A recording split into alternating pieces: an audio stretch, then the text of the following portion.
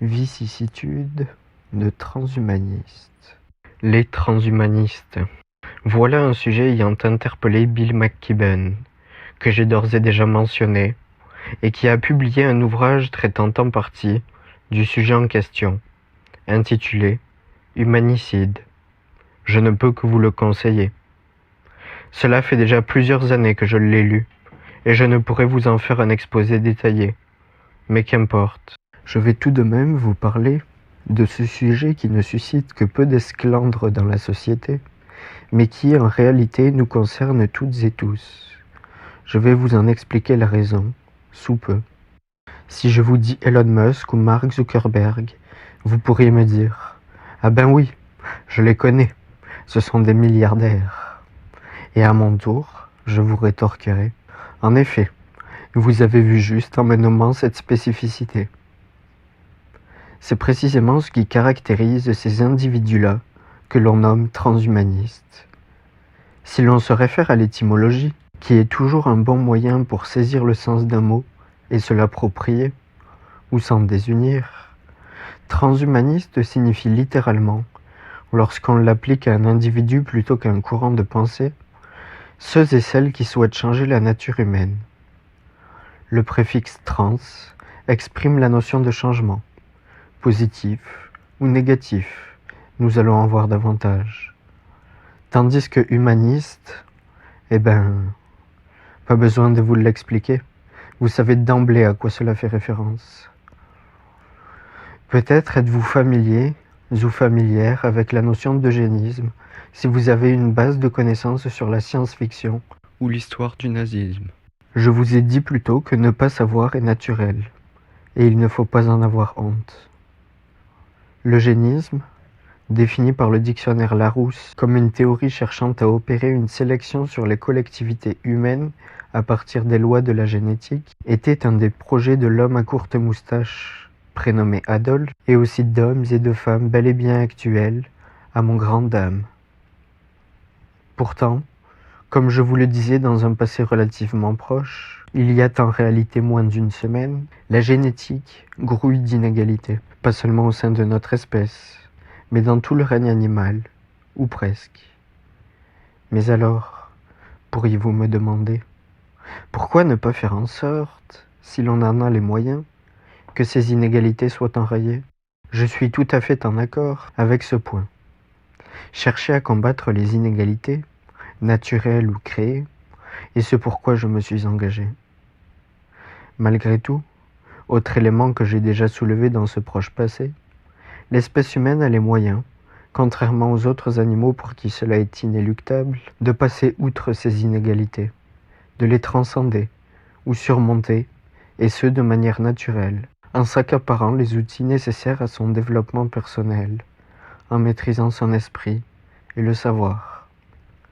Oui, il y a des dominants ou dominantes et des dominés, sauf que dans l'idéal, ce que je n'ai pas dit jusqu'à présent, c'est qu'il faudrait que nous soyons réellement égaux et égales entre nous.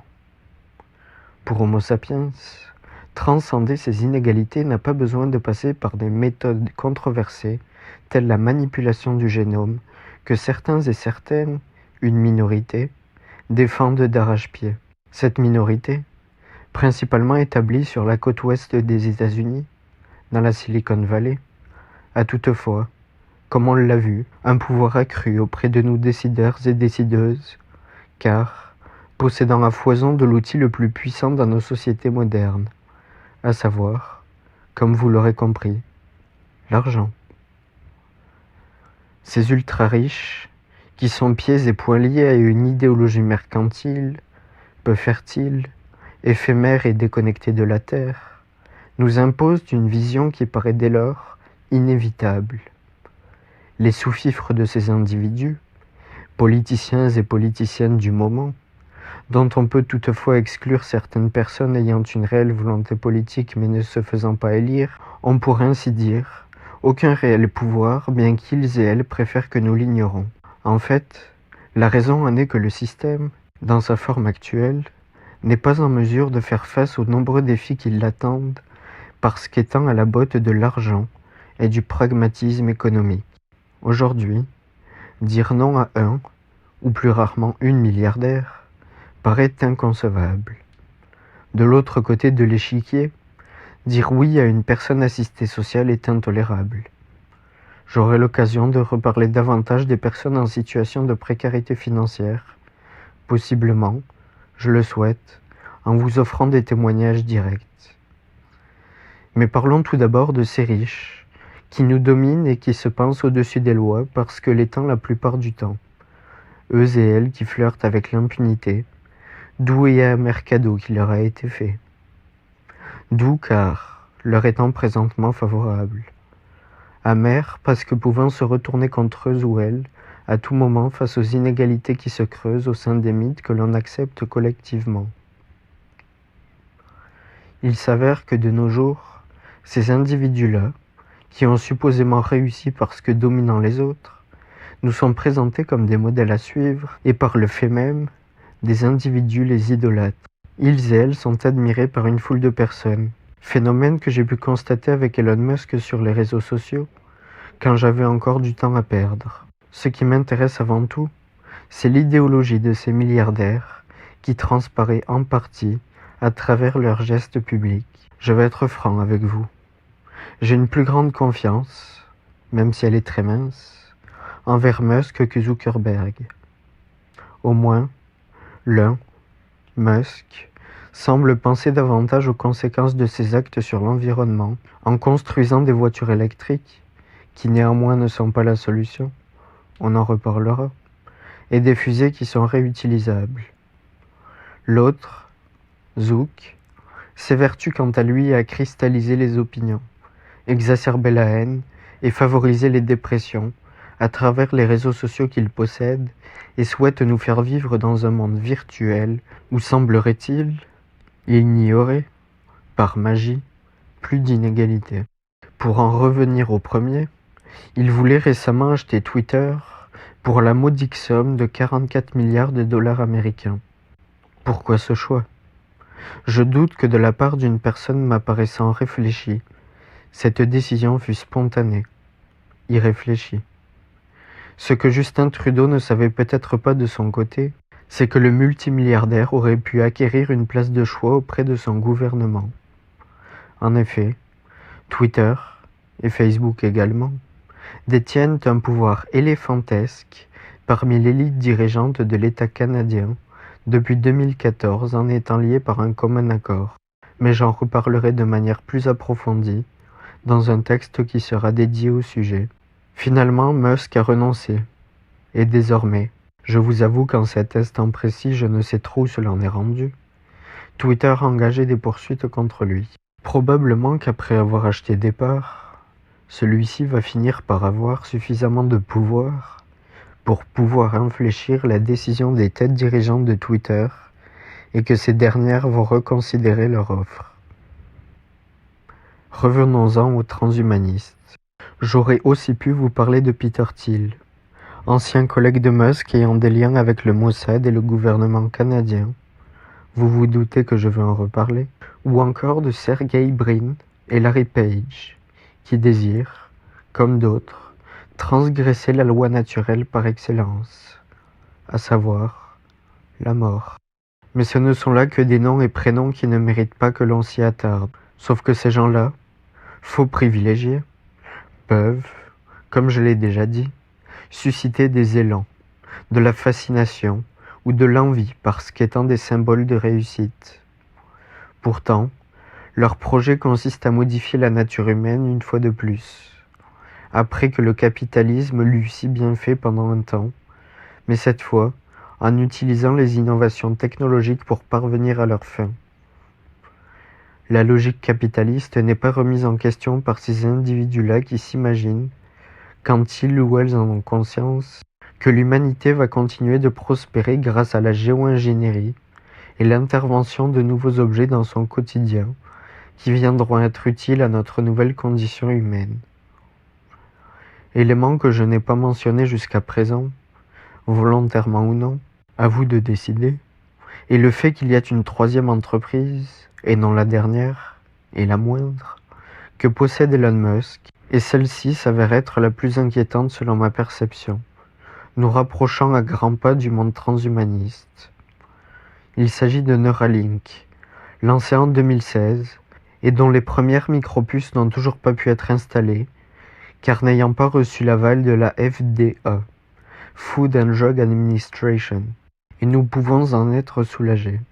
Cette innovation, qui puisqu'on a les moyens de la réaliser doit forcément voir le jour, consiste à implanter des micropuces dans le cerveau humain et de les connecter aux ordinateurs. Fort intelligent, n'est-ce pas? Mais ce n'est pas tout. Bien que voyant au départ le jour sur des personnes atteintes de troubles moteurs, cette technologie vise à se répandre dans toute la société. Les plus riches de ce monde, au niveau financier seulement, aspirent à créer une société avec d'autant plus d'inégalités, bien qu'énonçant ouvertement le contraire, en se donnant le titre de philanthrope pour possiblement essayer de nous soudoyer. Supposons que là est le désir de la population, d'avoir des micropuces implantées dans le corps. Ces micropuces, comme le reste des technologies numériques, évoluent de manière exponentielle. Autrement dit, les connaissances et les moyens en la matière doublent tous les 18 mois. De manière triviale, cela voudrait dire que si les riches obtiennent la version A, le temps que le reste de la population se la procure, si ce n'est pas trop dispendieux pour elle, les riches en seront déjà rendus à la version C ou D. Donc des technologies beaucoup plus évoluées, qui ne feront que creuser le fossé des inégalités, qui seront en permanence amplifiées. Et si par malheur vous en veniez à ne pas vous conformer, alors vous seriez complètement exclu de ce système, ne comprenant plus une seule espèce d'hominidé, mais bien plusieurs, l'ère de l'homme et de la femme-machine ayant débuté. À ce jour, nous faisons toutes et tous partie de la même espèce, Homo sapiens, qui foule cette terre depuis environ 300 000 ans. Les plus purs au niveau génétique sont ceux et celles n'ayant jamais quitté le berceau de l'humanité, c'est-à-dire l'Afrique. En effet, les Européens et les Asiatiques ont quant à eux 1 à 2% de sang néandertalien, et en Asie du Sud-Est, principalement en Malaisie, se trouve Denisova, un hominidé encore présent à plus ou moins 5% dans les gènes de la population locale. Vous comprendrez, parce que c'est logique, que je n'ai pas besoin de parler des Américains, habitants et habitantes du continent de l'Amérique, au sud et au nord. C'est ce qu'on appelle le métissage, théorie aujourd'hui avérée grâce aux outils technologiques. Je vous dis que les Africains et les Africaines sont les plus purs au niveau génétique, mais en soi, je ne pense pas que cela soit d'une importance capitale. Pourtant, on leur a fait subir les affres de notre mode de vie occidental depuis des siècles, en les considérant comme inférieurs. Je commence à m'éloigner de mon propos. Si l'espèce humaine est la première parvenant à transcender sa nature par des moyens technologiques, alors les conséquences risquent d'en être catastrophiques. Je vous disais plus tôt que Neuralink en était encore à sa période d'essai, sans réussir à franchir la barrière des tests sur des humains. Néanmoins, un de ses concurrents dans le domaine, Synchron ou Synchrone, a quant à lui franchi une étape sans précédent en intégrant à 6 individus des micropuces leur permettant de gérer leurs messages sur WhatsApp et de faire des achats en ligne. Je disais dans un texte plus ancien, en reprenant des paroles d'Alain Deneau, que la relation entre l'entreprise privée et l'État n'est plus de l'ordre de la proximité, mais de l'assimilation. Il en va de même dans la relation que l'on entretient avec les machines. Cette dernière est présentement de l'ordre de la proximité, se rapprochant de plus en plus de l'assimilation, qui a désormais abouti pour une poignée d'individus dont je n'aimerais pas être à la place. Si l'on ne fait plus qu'un avec son ordinateur, donc par défaut avec l'intelligence artificielle et ses algorithmes, étant nous-mêmes un ensemble de processus biochimiques selon la perception des transhumanistes, alors les pires dérives peuvent voir le jour. En d'autres termes, nous sommes des algorithmes naturels, manipulables, faillibles, et pour combler ces défauts qui nous sont inhérents, mais dont on peut se défaire. Certains et certaines proposent de changer cette nature imparfaite de l'humain, qui est vue comme l'espèce suprême. Dès lors, qui aura les moyens financiers de se procurer un antivirus suffisamment puissant pour que sa personne ne soit pas hackée? Comment avoir un semblant de vie privée à une époque où nos moindres faits et gestes seront épiés?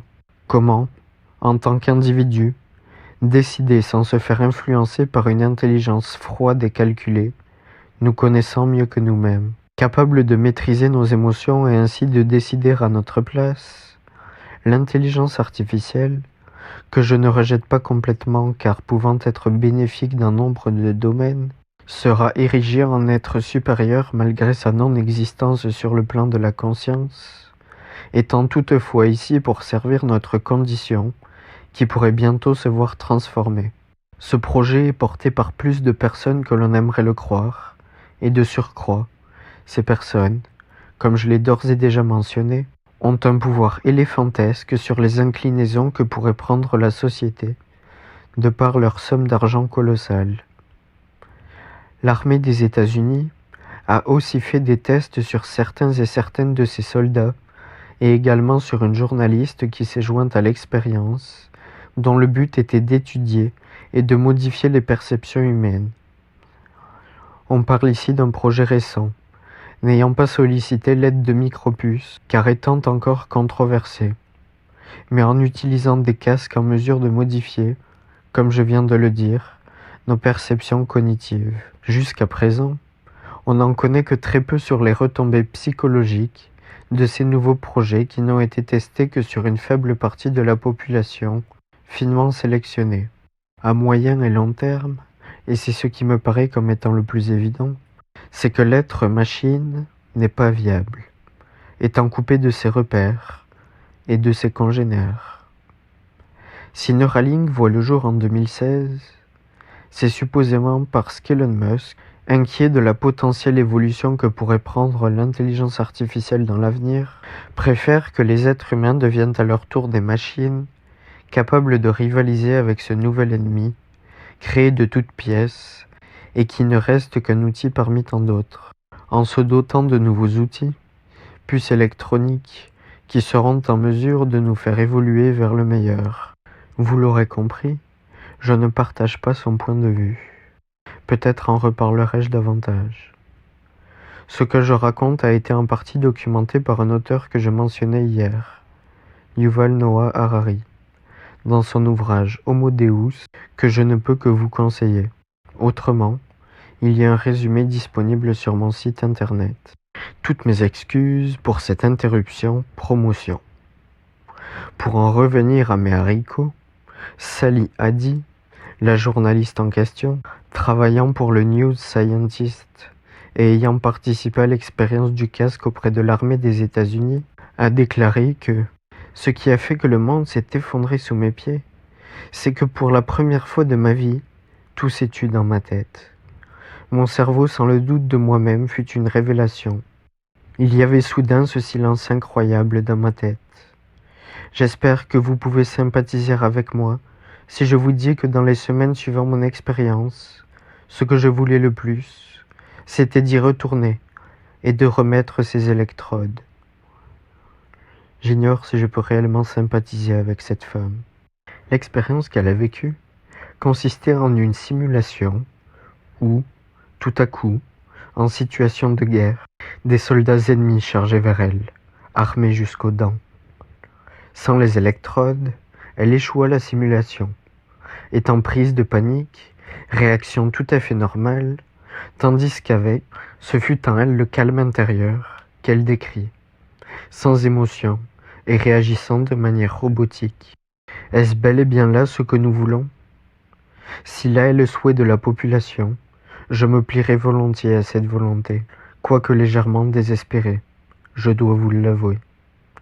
L'armée des États-Unis, qui souhaite démocratiser cette pratique afin de réduire le stress post-traumatique, ne semble pas penser aux conséquences de ces actes en rendant les humains inhumains, en les dépossédant de tout ce qui leur reste, à savoir leur identité en tant qu'être doué de sentiments.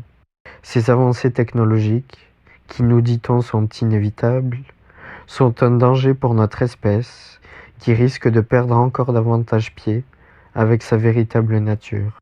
C'est aujourd'hui, alors que cette nouvelle société en est à son avènement, qu'il faut prendre le temps d'en débattre ensemble et non nous laisser guider droit vers le gouffre par les machines qui sont en train de prendre le dessus sur notre condition. Hannah Arendt différencie la condition humaine de sa nature, et je suis en accord avec cette grande femme qui, à mon avis, serait aujourd'hui complètement dépassée par ce qui est en train, sous nos yeux ébobis, de se dérouler. Par condition humaine, on veut parler de ce qui est immédiat, c'est-à-dire les paradigmes, mythes ou cultures en place au moment où l'on a vu le jour et qui peuvent à tout moment changer vers le positif ou le négatif. La condition humaine du XXIe siècle n'est pas la même que celle d'il y a plusieurs millénaires, alors que la nature, elle, est restée identique. La nature humaine englobe quant à elle les besoins singuliers de notre espèce, quel que soit le moment de l'histoire où l'on a bien pu atterrir. Il est ici question de son besoin d'appartenance à une communauté, de trouver amour, amitié et spiritualité. Notre condition, certains et certaines vont de plus en plus s'efforcer de la changer, pour le pire, allant contre notre nature et en s'accaparant les ressources de la nature pour répondre aux besoins factices qui auront, de toutes pièces, été créés. Alors que l'on peut voir un obstacle arriver au loin, ce n'est pas lorsque celui-ci a enfin atteint le seuil de notre porte qu'il faut s'en étonner et commencer à réagir. C'est en étant préparés et organisés que l'on est le mieux protégé. Il faut dès maintenant que nous en discutions, si nous ne voulons pas que l'avenir soit celui d'une poignée qui, comme on aura pu le voir, est totalement déconnecté de la réalité qu'expérimente la majorité, mais celui qu'ensemble, l'on aura pu bâtir.